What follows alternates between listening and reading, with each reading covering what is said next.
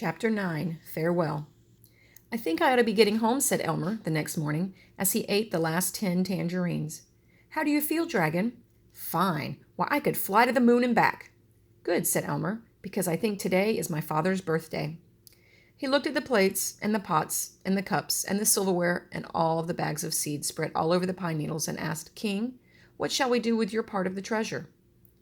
"Dear, dear," said the king. "Well, we can plant the seeds, but I guess we ought to put the rest back in the chest. But my gold, I must have my gold." "I insist upon at least 1 silver spoon," cheeped the queen. "Then I'll save out the seeds and a spoon and 3 pieces of gold," suggested Elmer, who was anxious to be off. "Better make it 5 pieces of gold," said the king. "I really ought to give 1 to Flute."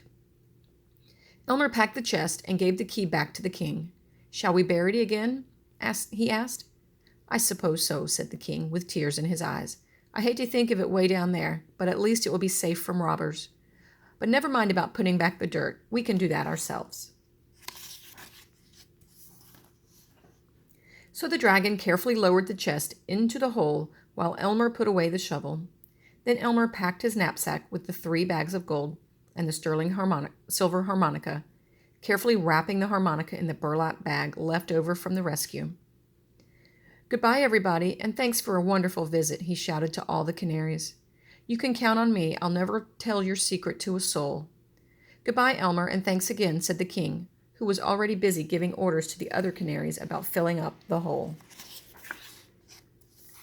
Flute rode on Elmer's shoulder, and as he and the dragon walked back to the cliff, "Goodbye, Elmer. Please give my best to your mother. She really was awfully good to me, you know." "I will, Flute, and goodbye," said Elmer, wondering if he didn't have some little thing to give to Flute. He looked once more in his knapsack and found that he still had 3 sticks of chewing gum and half a package of rubber bands. "I don't suppose you'd like to have these?" he asked.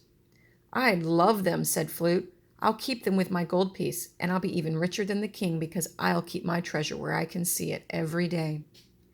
Flute told Elmer and the dragon the best way to fly to Nevergreen City, and then Elmer hopped aboard, waving farewell to Flute and Feather Island.